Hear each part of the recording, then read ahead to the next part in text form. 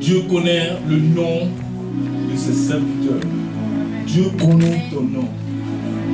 Avant que tu ne fûs formé dans le ventre de ta mère, je te connaissais et t'as pris.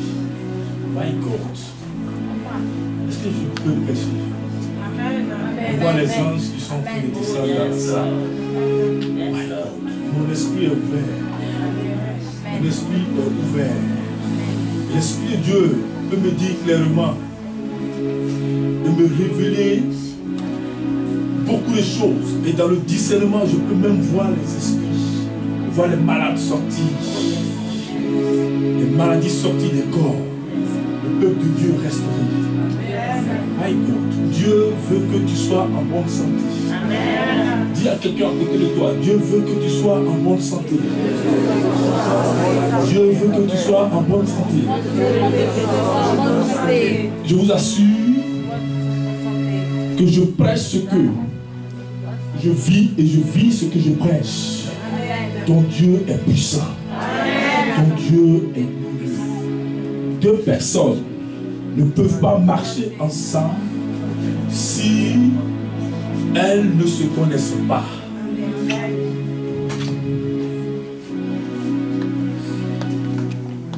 Bien-aimés, on a le temps. Dis avec moi, on a le temps. Vous savez pourquoi? Parce qu'en 10 minutes, l'Esprit de Dieu peut bénir 10 000 personnes. Amen. Et ici, nous n'atteignons pas plus de 90. Donc ça veut dire que nous sommes dans le temps.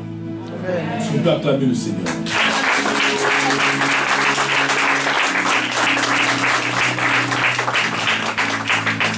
Alléluia. Amen. La Bible dit, dans le livre d'Éphésiens chapitre 1, à partir du verset 21, que Jésus-Christ de Nazareth est placé au-dessus de toute domination. My God. Je veux vous amener dans cette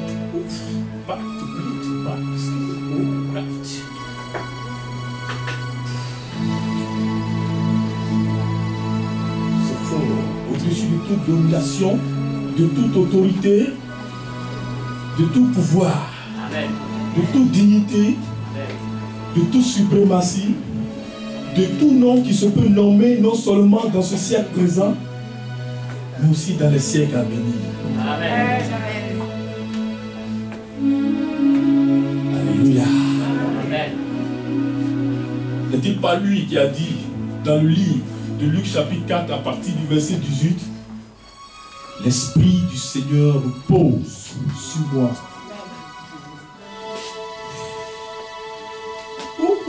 Car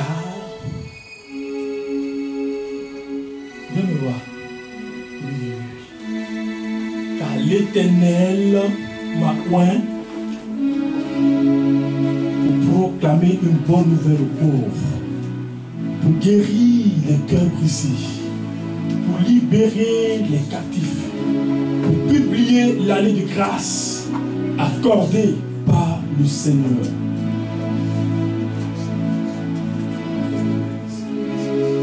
Et pendant que je reçois ce verset,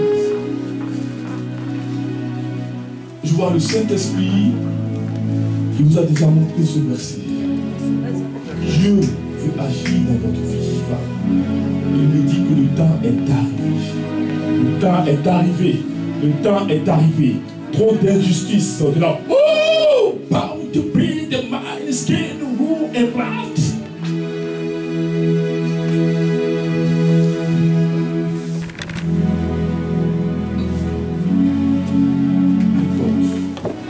Est-ce que je peux prêcher? Je n'arrive pas. C'est vraiment je n'arrive pas. Oh my God. Une délivrance est en train de se passer au niveau du bas-ventre. Ça a lancé les maris de nuit contre toi. Et depuis lors, il y a des douleurs au niveau du ventre. Souvent des règles douloureuses. Mais l'Esprit de Dieu me dit, c'est ta libération. My God. Ce soir, tu es libre. Tu es libre, tu es libre, tu es libre, tu es libre, tu es libre. Tu es libre. Je vais donner ce soir je vais donner des dates de naissance de certaines personnes. Qu'ils sachent que Dieu est avec eux, que Dieu les connaît. Est-ce qu'on peut acclamer Jésus encore?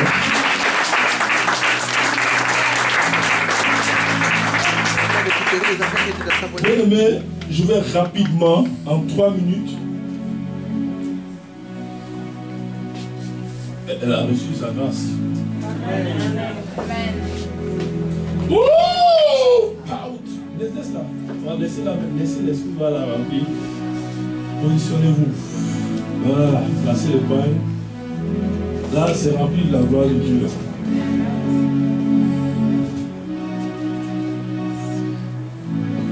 Je veux honorer certaines personnes qui nous ont aidés à organiser ce programme. Amen. Vous savez, l'œuvre de Dieu, c'est une équipe. C'est en étant unanime que nous pouvons former une armée d'hommes et de femmes capables de payer le prix de leur destinée sensible au Saint-Esprit afin de sauver des vies, des âmes dans toutes les nations. Amen. Bien aimé, il y a une équipe qui a vraiment travaillé avec moi, qui m'a soutenu. Et qui a fait qu'aujourd'hui, Dieu va agir dans de nombreuses vies. Amen. Dans l'hiérarchie, il y a d'abord les sacrificateurs. Parce que la Bible dit de les considérer comme saints. L'huile d'onction de leur Dieu coule sur la tête et c'est comme une couronne. Bien aimé, je vais présenter un général de l'armée de Dieu qui est là ce soir. Amen. Quelqu'un qui a bâti des ministères un peu partout dans le monde entier. Qui est point, qui est rempli de l'esprit. Le jour où on s'est rencontrés, quelque chose s'est passé dans nos vies, nous deux. On s'est communiqué des grâces. Et aujourd'hui, il est là parmi nous. Il est le président fondateur de Orphée Ciel. Je vais demander au général, l'apôtre Jean-Marie, de se tenir debout. Est-ce que pas acclamer?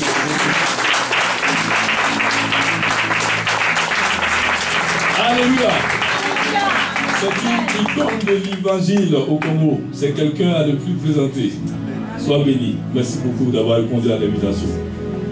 Et il y a un autre homme de Dieu, un apôtre. Je l'aime beaucoup, on travaille toujours ensemble. Même quand je suis dans mes voyages, il est prophète. On est là, on est ensemble. Et sa famille est une bénédiction pour moi. Et son fils même connaît mon nom. Il a quel âge ton fils? Il a 3 ans et demi. C'est le premier qui peut dire tout mon nom sans se tromper. Parce que mon nom est très bizarre. Toumouya Kameli El Kamel. Amen. Amen. Amen. Et il m'a beaucoup soutenu pour organiser ce programme. Je veux qu'on acclame le Seigneur pour l'apôtre Israël.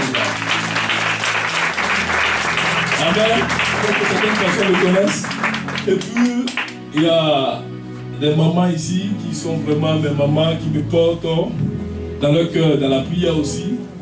Et dans tout ce que je fais, afin que Dieu puisse répandre sa grâce. Amen. Et ainsi que des papas aussi. Je vais demander à l'Assemblée d'acclamer Papa Amabanza qui est là. Amen. Et mon papa me soutient. Et il me donne des conseils. Et vraiment il prie pour moi. C'est très important d'avoir des gens qui vous aiment et qui prient pour vous, qui sont là quand vous avez besoin. Il n'est pas seul. On dit toujours derrière un grand homme, il y a une grande dame. N'est-ce pas? Maman est en train de se cacher là. Où tu es? Faut te tenir debout, on va te voir. Faut pas te cacher. On va te voir aujourd'hui. Ça fait des boules. Maman Marie-Louise.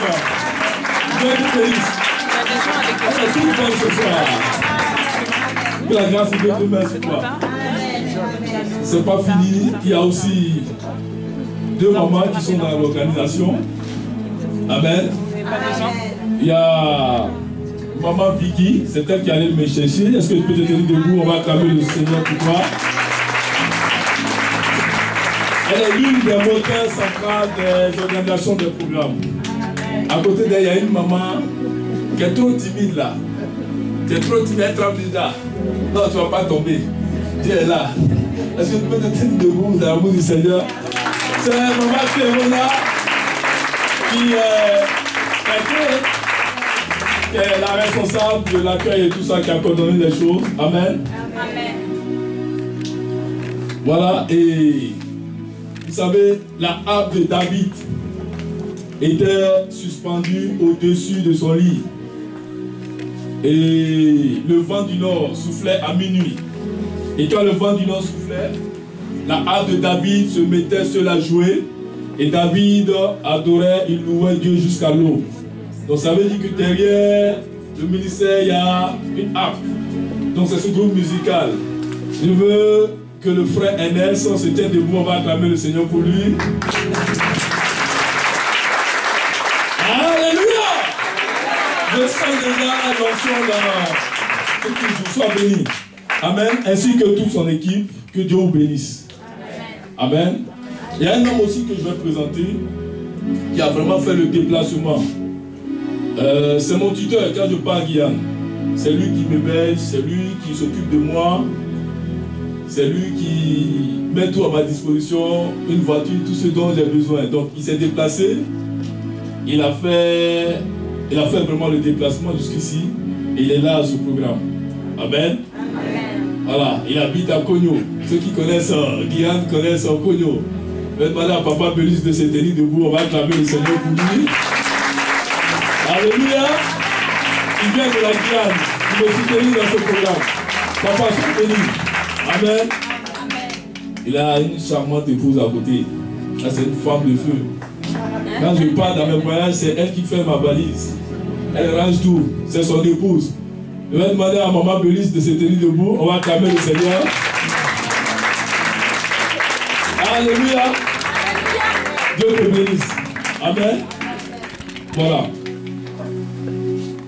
Il y a plusieurs personnes qui ont fait le déplacement, qui ont effectué le déplacement de certaines villes. Je ne pourrais pas présenter tout le monde, mais Dieu vous connaît. Ce que je peux dire simplement, c'est de vous souhaiter la bienvenue dans la grâce de Dieu. Que Dieu vous bénisse. Amen. Voilà. Donc ne vous inquiétez pas si vous voyez deux gaillards à côté de moi. Ce sont des futurs serviteurs de Dieu et ils sont en formation. Alors, quand vous regardez leur visage, vous savez que ce n'est pas n'importe qui. Si vous les rencontrez quelque part à Paris, vous ne les verrez pas dans n'importe quoi. Parce que ceux qui me suivent, sincèrement, suivent la parole de Dieu. Amen. Lui s'appelle Moïse. Amen. Et lui, David. Donc quand vous voyez un peu dans mes vidéos sur YouTube, vous avez l'habitude de le voir. Il est toujours là. Amen. Vous savez, Moïse, quand Israël se battait contre les Amalécites, Dieu a dit à Moïse, lève les deux mains. Mais il est arrivé un moment où Moïse était fatigué. Quand il baisse les mains, Israël perd. Donc Aaron et Hur ont saisi ses mains. Amen. Donc ce soir, ils sont mais Aaron et Hur. Donc ils vont vous aider à entrer dans la grâce de Dieu. Ceux qui tombent, ils vont vous attraper. Donc vraiment, dans l'amour, nous allons faire les choses. Que Dieu vous bénisse. Bien aimé, je vais toucher rapidement mon thème. Je vais vous donner des points clés.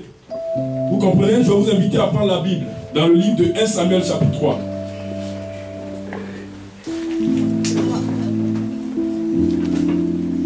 « 1 Samuel chapitre 3.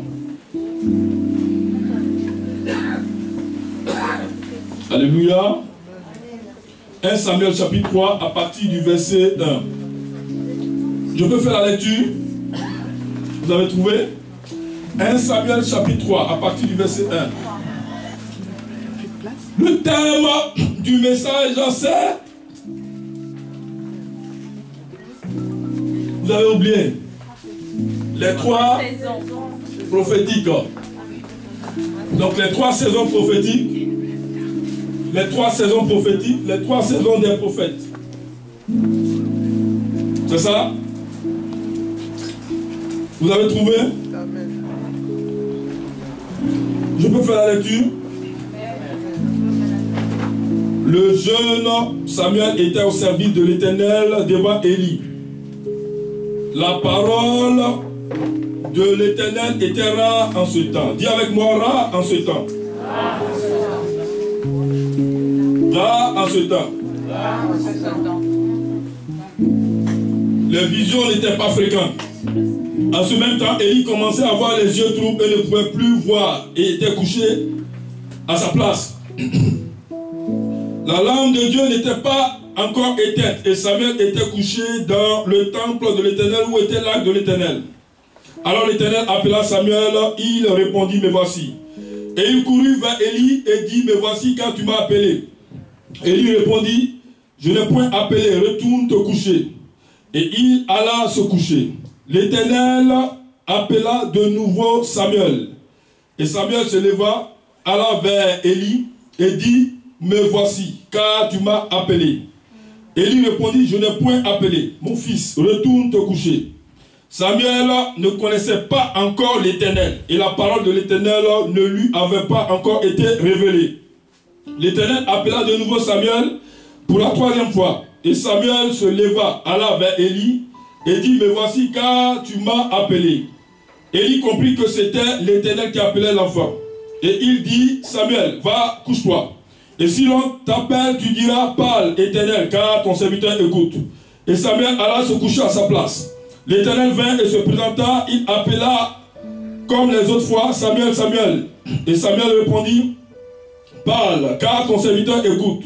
Alors l'Éternel dit à Samuel, je vais faire en Israël une chose qui étourdira les oreilles de quiconque l'entendra. Merci. Après 20 minutes, tu commences, s'il te plaît. Alléluia. Amen. Bien-aimés, habitants de la France, habitants de l'Europe, nous sommes dans un moment important d'où les prophéties, les choses spirituelles sont en train de s'accomplir dans toutes leurs formes. Donc vous comprenez que quand les signes et les symboles de Dieu se mettent en évidence, nous avons besoin d'être connectés afin de discerner le temps. Donc cela va nous permettre d'avoir le caractère qu'il faut. Cela va nous permettre d'avoir la marche qu'il faut. Cela va nous permettre d'être victorieux dans tout ce que nous ferons. Je vais parler de l'onction prophétique. Dis avec moi, l'onction prophétique. L'onction prophétique. Vous allez voir, dans les 3 saisons prophétiques, il y a 3 dimensions. Il y a 3 états. Donc, si vous comprenez la signification et si vous aspirez à ces dimensions, l'Esprit de Dieu va descendre sur vous et vous ne serez plus jamais les mêmes personnes. Quelqu'un m'a dit, prophète, tu as donné 2 séances, le 30 et le 7, et tu as donné 3 saisons. Est-ce que on pourra avoir ces enseignements? Parce que nous avons seulement 2 programmes. Bien-aimé, je vais te parler aujourd'hui de 2 saisons. Et le samedi prochain, nous allons entamer la 3e saison. Est-ce que quelqu'un a dit Amen? Amen. La première saison, c'est le prophète. Dis avec moi le prophète. Le prophète. Quand nous lisons Ésaïe chapitre 7 à partir du verset 14, la Bible dit, l'Esprit du Seigneur va tomber sur Ésaïe. Il va dire, la Vierge tombera enceinte. Et elle enfantera un fils. On lui donnera pour nom Emmanuel. Ce qui veut dire, Dieu est avec nous. Alors, le Fils de Dieu est devenu Fils de l'homme afin que les fils des hommes deviennent des fils de Dieu. Quelqu'un n'a pas dit Amen. Amen. Dieu a pris la forme de l'homme afin que l'homme soit Dieu dans des circonstances. Donc il a pris la malédiction de l'homme. Il a pris la souffrance de l'humanité. Il a pris les problèmes de l'humanité. Il a pris les difficultés de l'humanité. Donc il s'est fait malédiction afin que tu sois bénédiction. Amen. Non, je n'ai pas entendu. Amen. Il s'est fait pauvre afin que tu sois riche. Amen. Donc je suis en train de te dire, ce que tu vis, le contraire t'arrivera aujourd'hui. Amen. Est-ce qu'ils ont compris ça? Les choses que tes yeux n'ont point vues, que tes oreilles n'ont point entendues, des choses qui sont point montées en ton cœur, mais les choses que l'Esprit de Dieu a préparées pour toi, pour ton élévation. Je vais te dire que ce soir, tes difficultés se transforment maintenant en avantage. Ce soir, tu entres dans ta gloire. Si tu n'es pas dans une position élevée, Dieu t'élèvera parce que Dieu est un Dieu grand. Amen.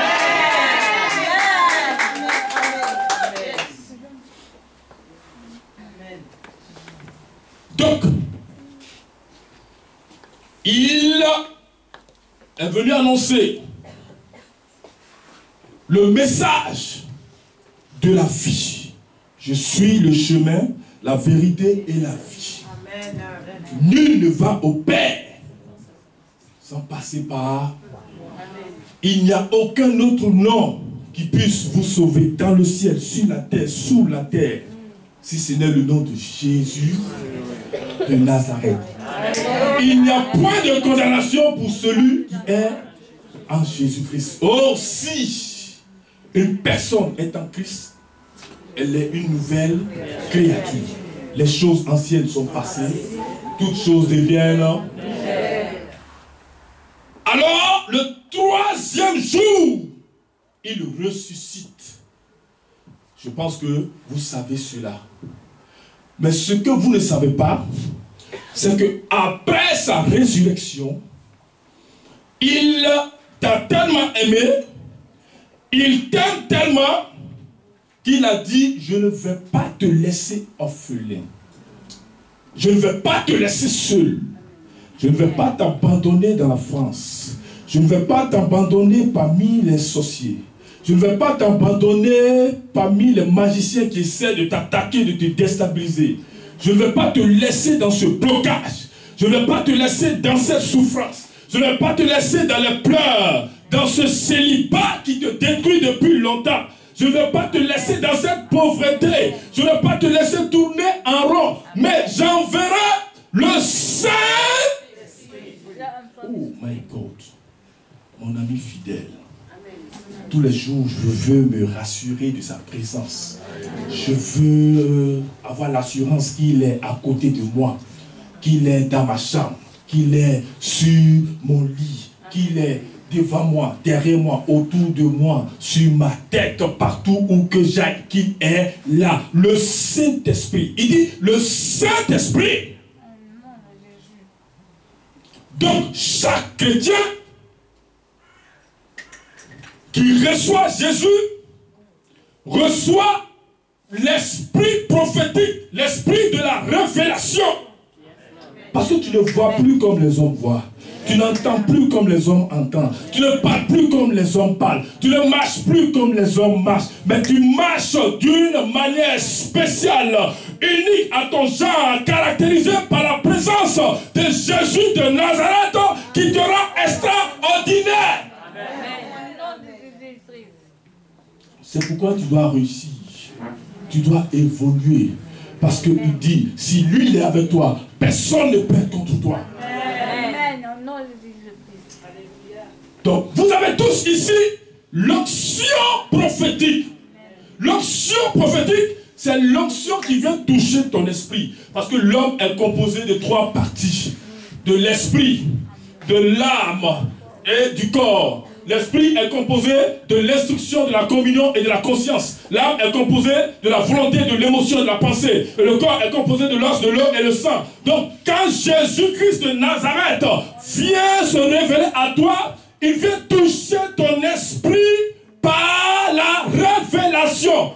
Et tu prends conscience, tu es instruit et tu as une communion avec lui. Amen.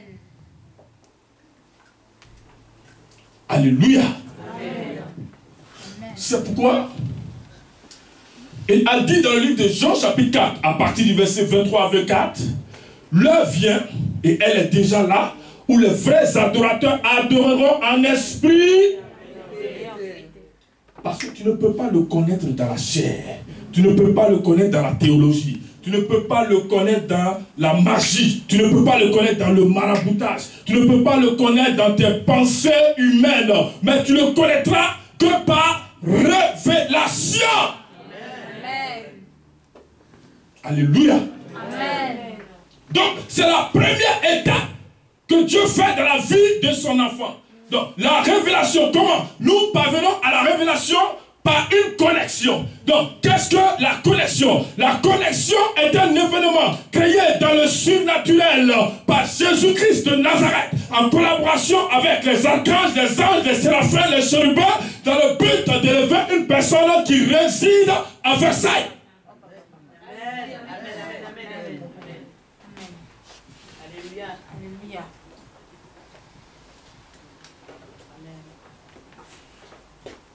Donc, je dois avancer. Je dois évoluer. L'onction prophétique, c'est le GPS de Jésus. Amen. Dans la vie de son enfant. Il te guide. Il te montre chaque direction, chaque itinéraire. En grec, ça se dit kubernésis, le don de piloter. C'est-à-dire quoi? Dieu te révèle, Dieu te montre les choses d'avance. Bien-aimé, nous venons de lire ici un passage du prophète Samuel, dont le père s'appelait Elkana, de la montagne de Ephraïm, que Dieu va choisir, car sa mère avait déjà fait un vœu à Dieu. Si tu me donnes un enfant, je te le consacrerai. Effectivement, Dieu l'a fait. Donc, à l'âge de 3 ans, elle est partie présenter l'enfant à l'Éternel. Et qu'est-ce qui va se passer? L'enfant va grandir dans la sagesse, dans l'intelligence, dans la science, dans la vision, dans la révélation. Et le temps était arrivé où cet homme devait maintenant être dans son appel et accomplir ce pourquoi Dieu l'a mis sur la terre.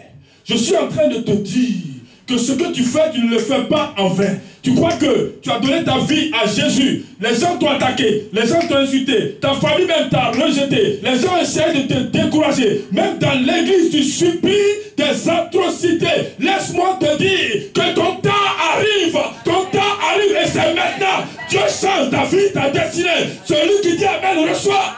Amen. Alléluia. Donc Dieu vient, il lui dit Samuel. Il va voir Élie. Élie dit, je ne t'ai pas appelé. 2 fois Samuel. Il va voir Élie. Élie dit, je ne t'ai pas appelé. 3 fois. Il va voir Élie. Élie dit, par expérience. Après la 3e fois, parce qu'il y a 2 Élie dans la Bible. Il y a le prophète Élie et il y a le sacrificateur Élie. Donc là, on parle du sacrificateur Élie. Donc par expérience, il dit maintenant si tu entends une voix, dis Seigneur parle car ton serviteur écoute. Et c'est comme ça que Samuel est entré dans la puissance de son ministère, dans la révélation prophétique. Donc depuis Dan jusqu'à Beersheba, tout le monde le respectait pour prophète. C'est lui qui a oint le premier roi appelé Saül et le 2e roi appelé David. Il était respecté parce que Dieu ne laissait aucune de ses paroles sans effet. Amen. Alléluia. Amen. Donc nous lisons la Bible, mais nous ne la comprenons pas parce que nous lisons mal. Si tu lis la Bible avec tes yeux physiques, tu ne vas rien comprendre. Bien aimé, vous pouvez aller dans une école théologique pour apprendre à prêcher. Vous pouvez aller dans une école biblique pour apprendre à prêcher. Mais pour recevoir l'onction prophétique, il n'y a pas d'école pour cela. Il n'y a pas de stage pour cela. C'est Dieu qui t'appelle. C'est une décision personnelle. C'est un contact, une alliance, un contrat, un Dieu